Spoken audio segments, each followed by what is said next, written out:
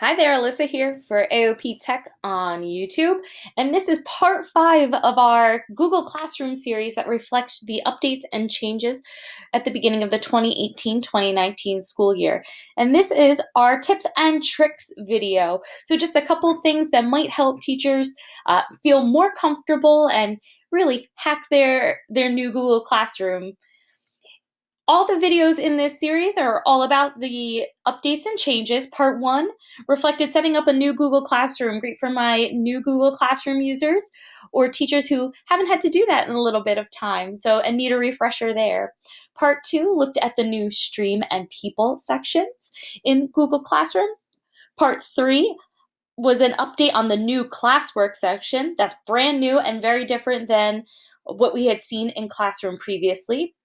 Part 4 dived deeper into that classwork section to explore all the changes on the assignments, specifically on the grading. So if you're somebody who does a lot of has students turn in a lot of assignments via Google Classroom, that is the video for you.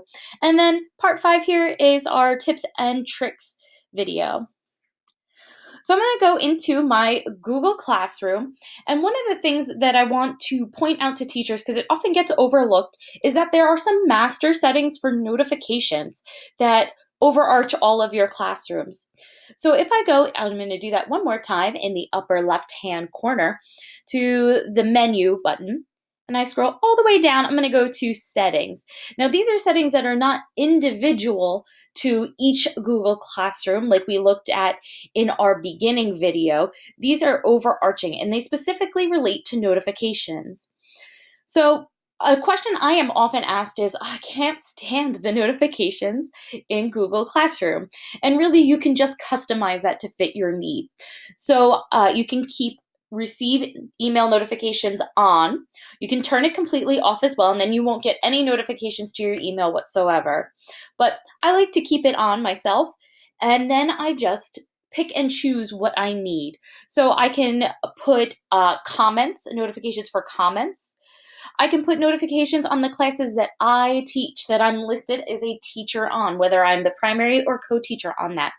So I have it set right now for late submissions or resubmissions of work.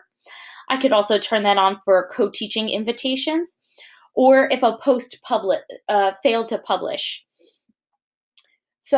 But another new feature of that is that I'm able to turn on and off per class. So these settings that I've set above for each of my individual classes. And that's new. And that's because sometimes we're invited to be a co-teacher on a class, but we aren't the person grading the assignment. So we don't need all of the announcements or notifications, for each of those classes.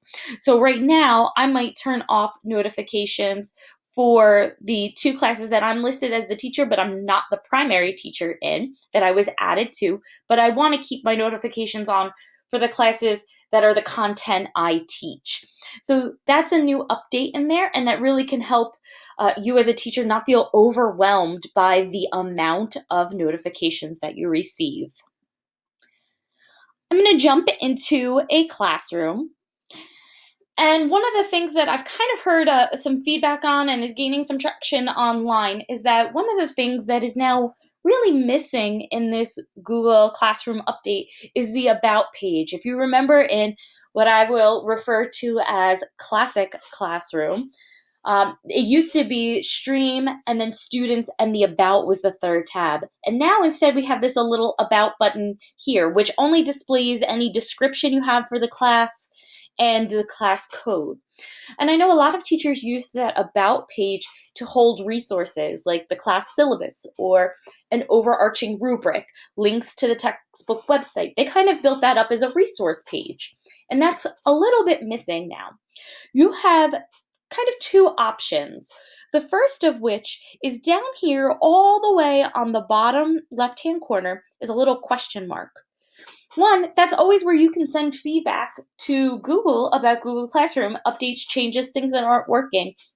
And that's how they look to refresh Google Classroom. So that's a little tidbit there. But I do have this option that says remove classwork page. And what that's going to do, if I select that, is kind of turn my Google Classroom, revert it back to what is kind of more like a classic classroom. So you can see in the new classroom, I get notifications about assignments, but the assignments themselves live in the classwork section. The stream is for notifications and announcements. I'm going to select the remove classwork page, but here's my big warning. I wish I had sirens and lights all around me for this. When you do this, you can't undo it. Or at least right now, this is permanent to a class. So I'm going to select that so you can see what it does, because this is a classroom that I've set up to be able to do that. But what that means is I can't guarantee you that in the future that we won't be able to have all the updates. So if an update comes out and it relates specifically to the classwork page, and you might not be able to take advantage of that. So know that that's a permanent switch. You can see here it turns it kind of back into classic Google Classroom that we've utilized for the past few years. And on the plus button on the bottom right-hand side, I have announcement, assignment, and question. My topics move back to the left-hand side. I only have stream and people. I can select that about, but I'm really kind of missing a little bit here. We're not getting to take advantage of all the new options. And if I go back to this little question mark, you can see that option's not there. So it's a one-time only deal. So it's not actually what I'd probably recommend for most teachers. You lose a lot of the new functionality, specifically the ability to hold assignments elsewhere and streamline some of the grading and whatnot. So I understand that these are a lot of changes that are happening, but long term, you'll miss out on some of the updates. So here's my alternative. I'm going to jump into another newly created Google Classroom that I did not revert. And instead, what I'm going to do is I'm going to go to this classwork section, and I'm going to create a topic called class resources. You could call it about, you could call it resources, whatever works for you. And I'm going to add that. So now I have that. I can see this class resources.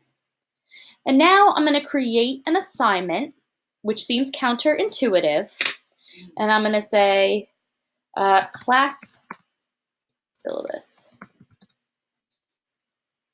What I'm going to do is, instead of making this worth points, I'm now going to list it as ungraded. And so it won't be an assignment that contributes to a grade. And then I can put the attachment or link in there. I can drag it from my computer.